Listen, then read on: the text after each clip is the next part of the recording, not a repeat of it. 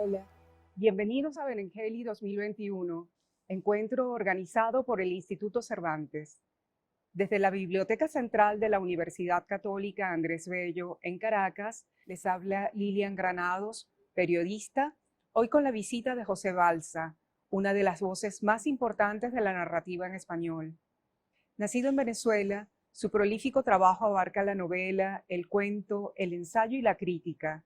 Alrededor de 50 publicaciones con títulos sugerentes como La mujer porosa, Un rostro absolutamente y El doble arte de morir son la evidencia de una inteligencia y una sensibilidad nada frecuentes.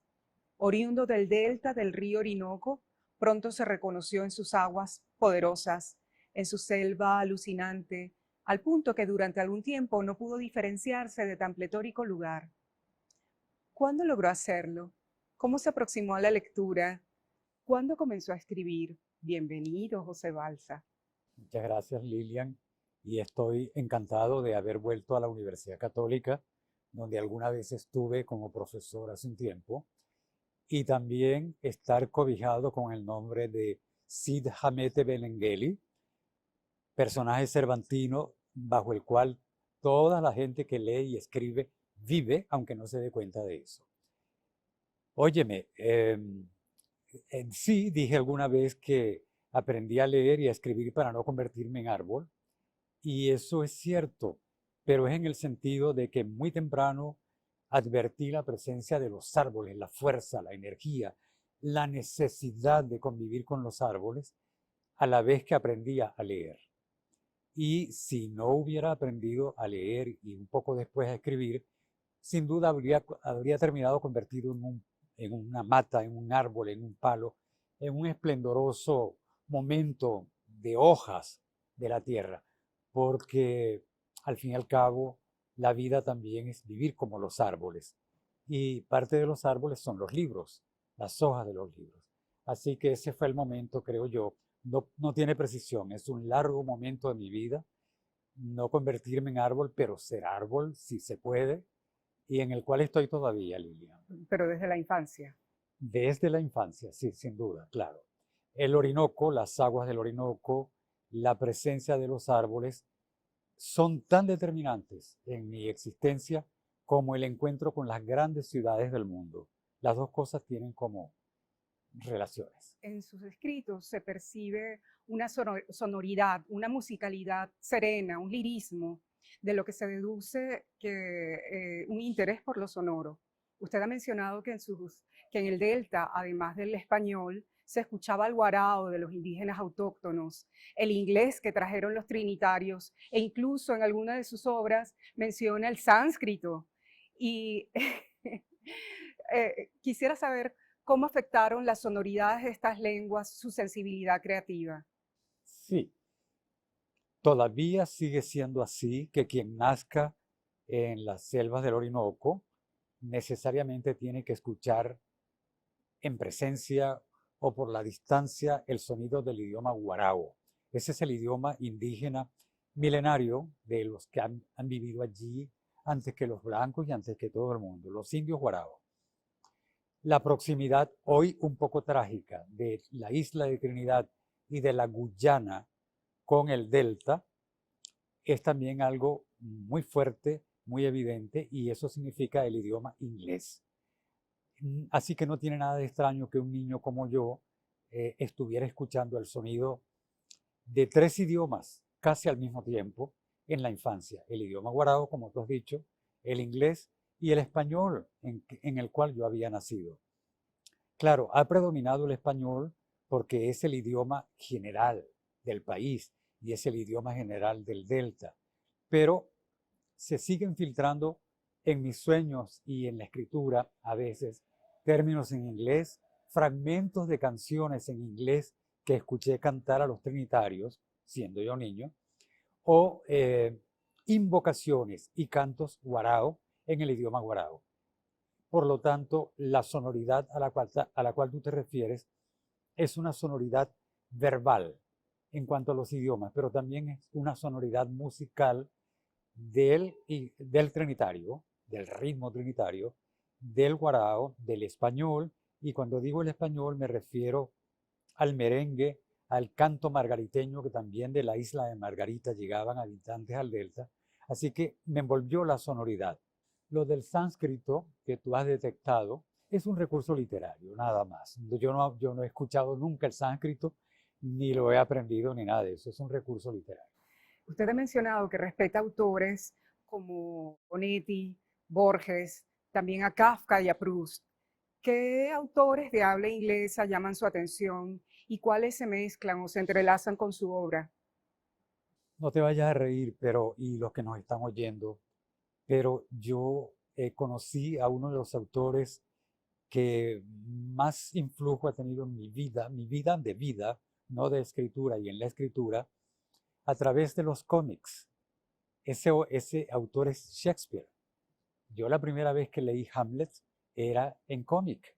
Y el detalle que más me asombró es que Hamlet, en dibujos de cómic, utilizara el teatro para indicarle a su mamá que había descubierto que habían matado a su padre, ella y el hermano. Así que me impresionó profundamente esa estructura visual en el cómic y lo que yo sabría después teatral en Shakespeare, del montaje de un teatro para un descubrimiento. Así que Shakespeare ha estado siempre en mi vida, entre los autores ingleses.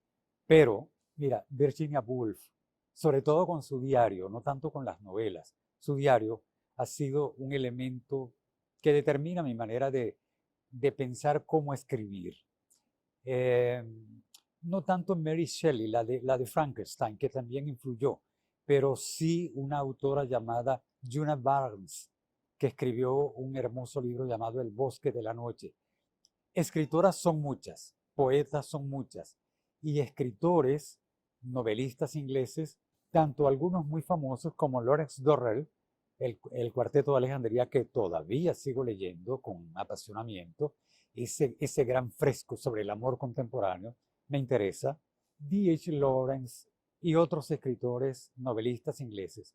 Pero hay dos novelistas ingleses que creo que hoy son bastante despreciados por la crítica, olvidados por los lectores. Uno de ellos es del siglo XVIII, creo, comienzos del XIX, y él se llamaba Richard Blackmore. Escribió una novela llamada Lorna Doone, la historia de Lorna Doone. Esta historia es una historia de caballeros, de traiciones y de amor, pero que todavía yo amo profundamente.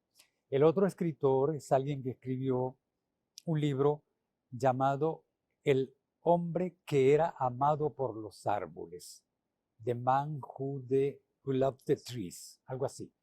Fíjate que son libros muy desapercibidos en la época contemporánea, pero que hubiera habido un hombre a quien los árboles amaban, era como si hubieran revelado mi vida, porque yo siempre me he sentido amado especialmente por los árboles. Así que son escritores, estos dos últimos, muy difuminados, y la literatura inglesa, sobre todo la poesía, y Shakespeare sin duda, pues persisten siempre conmigo, están conmigo. En sus escritos se percibe un sentido de lo sagrado y de lo místico que se desarrollan con sutileza. ¿Cómo se relaciona José Balsa con la espiritualidad? No soy religioso en ningún sentido. Soy eso que antes llamaban ateos, que no, ateo, Ateo. que no tiene creencia con los dioses. Creo que lo comencé a los 12 o 13 años, allá en la selva todavía, creo. Y después estuve analizando problemas de justicia, de igualdad en el mundo, y me di cuenta que seguramente Dios no estaba en ningún lugar o estaba muy ocupado consigo mismo, de tal manera que no me interesa el Dios.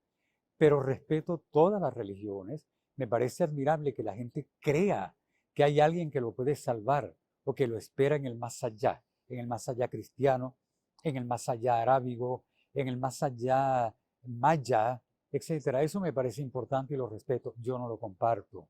Prefiero la soledad. Eh, entonces, la espiritualidad para mí es como el desarrollo de las potencias positivas del ser humano. Es la búsqueda del bien. Y además esa espiritualidad, a mi manera, tiene que ver con el equilibrio del cuerpo.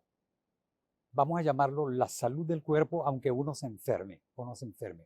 Es la salud del cuerpo en sí mismo, el respeto al cuerpo y la elevación del pensamiento. Yo creo que por allí va eso que tú piensas que es la espiritualidad. En su obra hay profundidad y también variedad, de modo que es imposible aburrirse con ella. Llama la atención la denominación que usted le da, ejercicios narrativos, y eso incluye todo, la novela, el cuento, el ensayo. ¿A qué se debe esa denominación? ¿A la libertad con que crea? Bueno, no te olvides que nací en el Orinoco y allí, hoy no, parece mentira, pero hoy la gente, los chamos no saben nadar, los muchachos. Pero yo nací nadando y estuve a punto de ahogarme varias veces por audaz, queriendo atravesar el río, un río de 3 kilómetros, 800 metros frente a mi casa. De tal manera pues que nadar es lo más parecido a la escritura. El ejercicio del nado es como el ejercicio de la escritura, es la respiración y lo que te dije antes, la coordinación del cuerpo. Así que cuando escribí desde muy temprano, me di cuenta que era como nadar en el río del lenguaje, nadar en el lenguaje por un lado, y por otro lado, aunque yo pretendía hacer relatos contándolos de manera distinta, en el fondo tenía toda una tradición. Por lo tanto, el ejercicio es la imitación de lo que ya existe, el ejercicio narrativo es la imitación de lo que ya existe, pero a la vez es la posibilidad abierta de añadir una novedad. Entonces, los ejercicios me dan la libertad de repetir, intentar copiar, como se decía en la Edad Media, que no es copiar, e ir creando. Es algo muy sencillo, no es nada complicado. También le quise hacer un homenaje a Guillermo Meneses cuando descubrí que él había usado en un relato la designación de ejercicio narrativo. En sus personajes se percibe una complejidad del pensamiento que los estudiosos han denominado multiplicidad psíquica y que podría erigirse como una teoría del yo. Usted ha referido no estar de acuerdo con el rótulo de multiplicidad psíquica. ¿Por qué? La verdad es que es culpa mía, porque fui yo quien empezó a hablar de eso. Al presentar mis libros, mi primera novela, marzo anterior, llevaba un texto introductorio donde decía que respondía el libro a la multiplicidad psíquica de los personajes. Y agradezco a quienes han valorado eso así. Lo que pasa es que gradualmente con el tiempo me di cuenta que no era exactamente la multiplicidad psíquica. ¿Por qué? Porque si un niño ve a sus padres comportarse delante de diversas personas, ese niño capta que los padres han tomado actitudes distintas ante las diversas personas. Y a la larga el propio niño va a descubrir que él en la adolescencia, etcétera, también ha ido cambiando. Así que vivimos como ante y con diversas facetas de nuestro propio ser. Hay como un eje más o menos estable, pero también hay facetas diferentes que hacen a los demás y a uno mismo. Eso sería la multiplicidad. Y esa multiplicidad ha sido descrita, mira, desde hace milenios. Por lo tanto, yo que quería hacer algo muy propio, no estaba haciendo nada propio, pero me di cuenta de eso después. Oye, uno de los poemas más antiguos que existen, anterior a Homero, el que se llama Gilgamesh, de Mesopotamia, de los sumerios. Ese poema empieza diciendo, en cualquier hombre hay 3/3 de los dioses y 1/3 humano. Ya allí está la multiplicidad en un poema tan antiguo. ¿Cómo sería en la literatura que vino durante milenios hasta mí? La multiplicidad estaba. Por lo tanto, hoy yo prefiero otra concepción. Prefiero pensar, y así lo hice ya desde 1970 con Las Palmeras, 700 palmeras. Allí el personaje lo que quiere es lograr vivir un nuevo sentimiento, descubrir la posibilidad de un nuevo sentimiento, como si todos los sentimientos que ha tenido el hombre a lo largo de la historia sigan funcionando, pero en algo han fallado para que el propio hombre viva la situación que vive hoy en el mundo, en las guerras, en la injusticia, etc. Pienso que hay que estar atentos a las puertas mentales para percibir un nuevo sentimiento o crearlo. Este nuevo sentimiento es el que hoy para mí podría conllevar la multiplicidad del ser, la apertura del ser como abrir potencias internas de cada persona hacia una creatividad de lo humano distinta. Eso es lo que me interesa hoy. Por eso es que ya no me gusta tanto el uso de la multiplicidad psíquica que yo empleé hace 60 años. En Diluciones, Ana Magdalena y otros tantos ejercicios narrativos, el arte es el eje del relato, fuente de inspiración. En otros textos lo es el futuro, lo futurible, y en otros tantos la voluptuosidad del delta, sirenas incluidas. ¿Qué otros mundos movilizan sus creaciones, sus sueños, su vida? Bueno, mundos dentro del sueño, eso no lo puede saber nadie, porque cualquiera sueña las locuras infinitas o sueña obsesivamente lo mismo. Por ejemplo, a mí me ocurre soñar que estoy en una ciudad desconocida. He llegado y salgo del hotel y después no recuerdo cómo se llama el hotel, cómo se llama la calle y estoy perdido. Ese es un sueño que se me repite siempre. ¿Por qué? No lo sé. Así que creo que el mundo de los sueños es inabarcable. ¿Y lo ha reflejado en sus No, trabajos? no, eso no. ¿Su vida tampoco? No, no, los sueños, los sueños. Ahora, sentimientos, mira, me apasiona pensar en el futuro que ya ha llegado, el futuro físico, el futuro que la física está mostrando. Esto que veíamos en una comiquita, que la gente quería escapar del planeta Tierra, porque Superman venía a salvarlos para llevarnos a otro planeta, ya va a suceder. Ya estamos destruyendo la Tierra, el oxígeno, y empezamos a huir. Y usted lo refleja en uno de sus relatos. Ese tema me gusta mucho, ese del futuro. La otra cosa es los hallazgos matemáticos actuales acerca de que el tiempo no es nada más que haber vivido el tiempo y que el tiempo pasó y el pasado quedó atrás, sino que vivimos tiempos simultáneos, pero todavía no podemos descubrir el ingreso a esos tiempos simultáneos, no por ciencia ficción, no por brujería, simplemente por descubrir las leyes físicas que el universo tiene allí y que no hemos abierto todavía.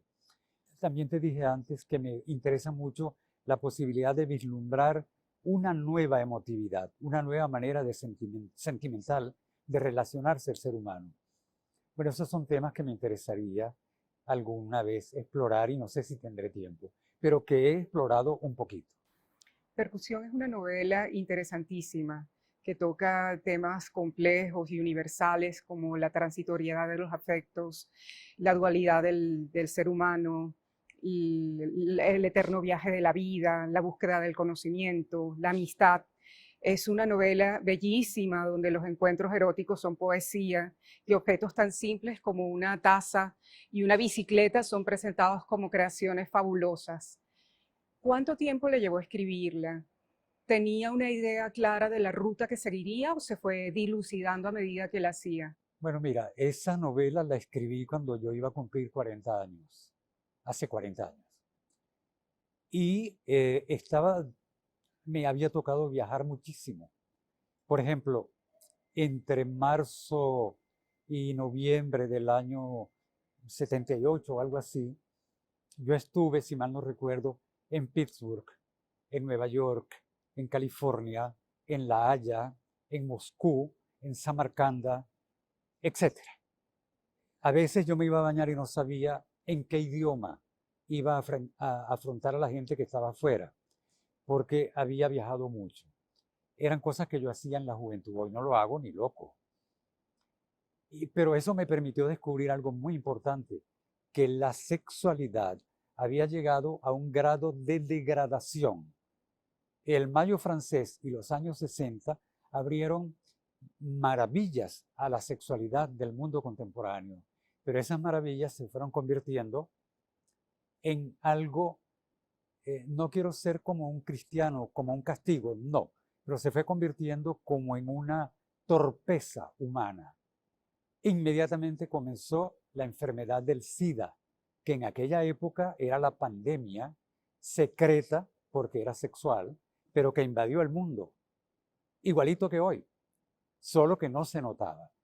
Eso lo fui observando en los viajes, que había una ignominia, una disminución de la dignidad de la sexualidad. Y un tema central de percusión es la sexualidad oscura. Ese es un tema que está allí, y el otro tema era cómo percute, cómo repercute todo lo que tú hagas, eh, eh, perder el tren, adelantarte en un viaje, comer mal, etcétera, cómo cada cosa repercute en la otra.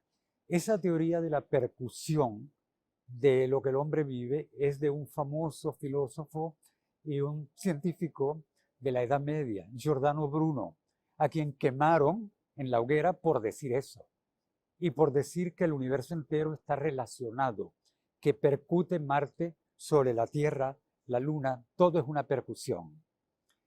Entonces, esos dos elementos formaron percusión, y quizá por eso es que te gusta, por esa cosa sombría y por la repercusión. Un día en la Universidad Central, un obrero me dijo, muy entusiasmado, llevaba percusión, otra edición, la llevaba y me dijo, estoy muy entusiasmado porque yo estoy aprendiendo a tocar bongo y compré su libro sobre bongo, eso. Ah, Y yo le dije, oiga, perdone, eso no es un libro de música, allí no hay bongo, allí no hay percusión, eso es otro tipo de percusión. Fíjate, el hombre quedó decepcionado. uno de los personajes de percusión padece un cuadro de insomnio brillantemente descrito, y quienes hemos padecido insomnio lo reconocemos. Yo quisiera leer un fragmento para que la audiencia entienda a qué me refiero. El cuerpo de lado, el cuerpo cambiando de posición, los ojos cerrados, la calle que se sacude del día e ingresa a una plana pesadez. Todo eso pasa por mi piel, un grito lejano, un auto, alguien que oye música, las horas de la madrugada y yo no duermo. En los párpados hay cansancio, pero el pecho arde y la frialdad de manos y pies choca con el calor de mi cabeza. El insomnio abre un reino de odio. El insomnio conoce mejor mi cuerpo que yo. La desesperación existe, el sueño ausente. Dormir, dormir, ¿dónde encontrar el olvido? Infinita es la noche, desconocido el camino. Bravo por esas líneas. Un cuento extraordinario es Los peces de fuego, donde la transición de un monstruo acuático a submarino nazi se sustenta en la atmósfera narrativa. ¿Cuán importante es para un escritor el dominio del clima emocional? Pues mira, es importante, pero no se nota, no lo nota el autor seguramente, en el sentido de que quiere lograr un efecto con la anécdota, cosa que es muy importante, tener una anécdota que pueda interesar al lector. Y también quiere lograr alguna actitud analítica o reflexiva en el lector sobre lo que está contando. Y en tercer lugar, a mi manera de verlo, queda lo emotivo. Fíjate qué curioso. Eso queda como en tercer lugar. Es lo menos importante, insisto, a mi manera de verlo. Y sin embargo, después que la persona ha escrito el relato, es lo emotivo del relato lo que va a llegar primero al lector. Es una paradoja muy curiosa. No sé si los escritores lo han pensado, si saben de eso. Yo no lo sé mucho, no lo practico mucho, porque estoy pendiente de los otros elementos, ¿no? Pero me alegra que tú con ese relato creas que lo he logrado. Lo logró.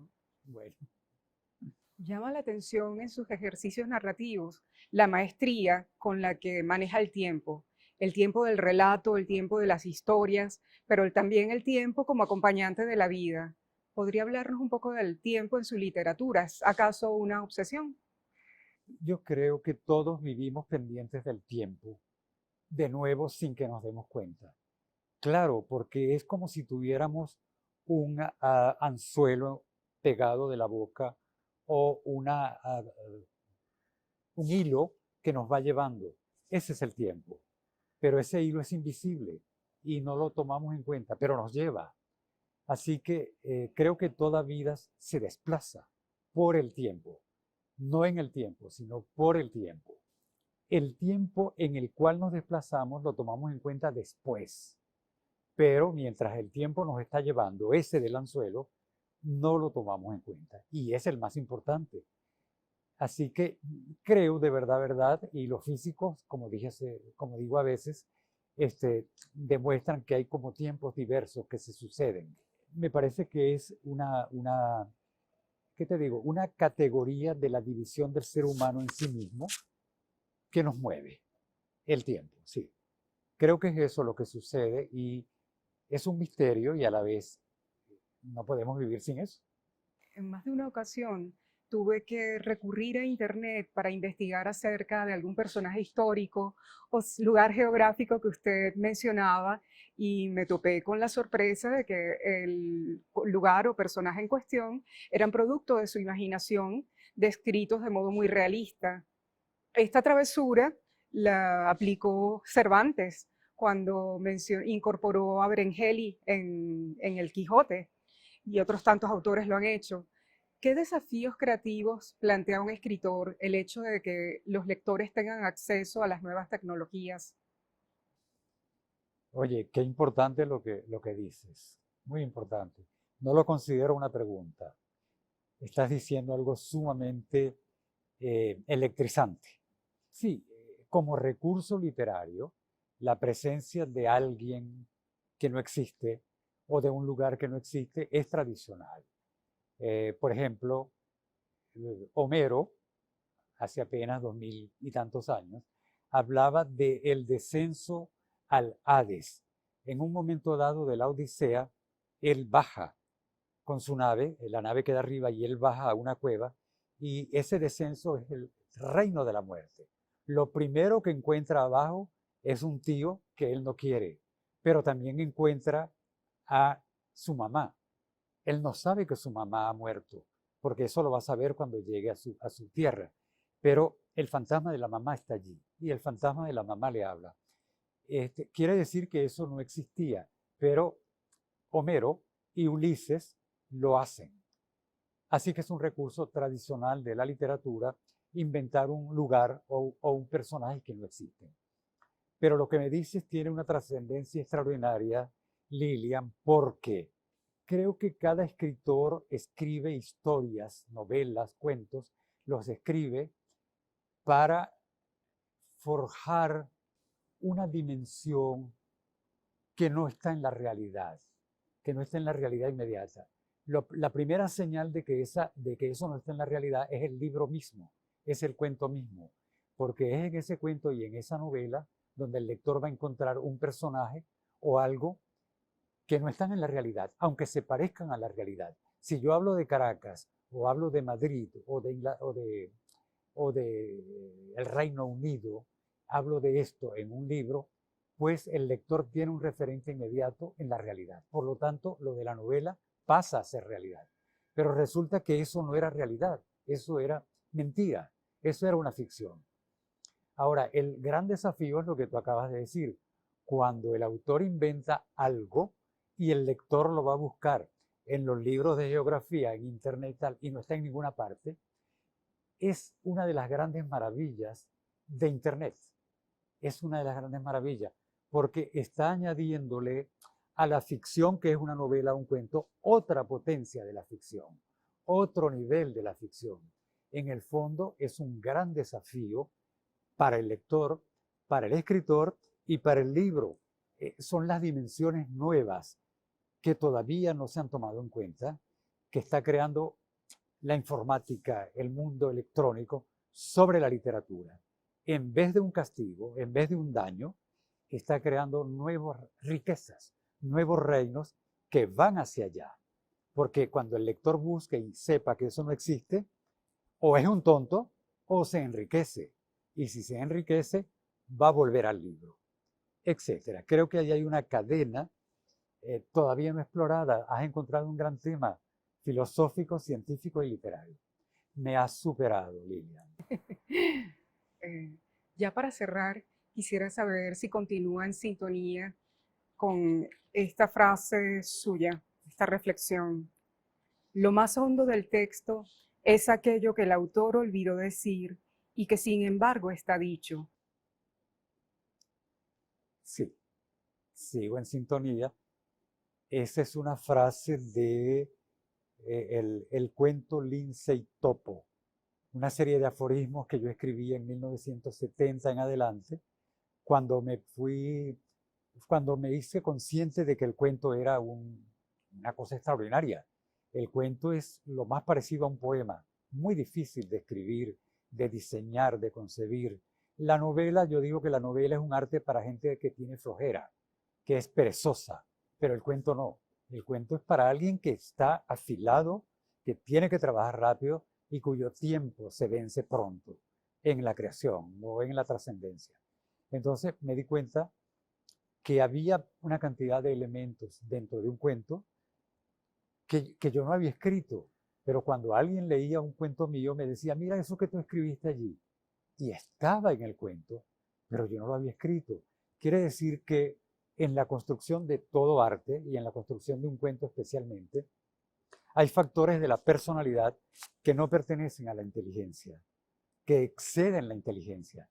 Quizá tengan que ver con aquello que yo pensaba de la búsqueda de un sentimiento distinto alguna vez en el futuro. Pero ya el cuento tiene eso. Hay algo allí que escapa de la inteligencia y que se plasma al escribir el cuento, aunque el autor no lo sepa. Sí, estoy de acuerdo. Bueno, que las voces del gran río Orinoco continúen con usted y le hablen de un futuro benigno y mágico. Gracias, José Balsa. Gracias a todos. Igualmente, Lilian, gracias.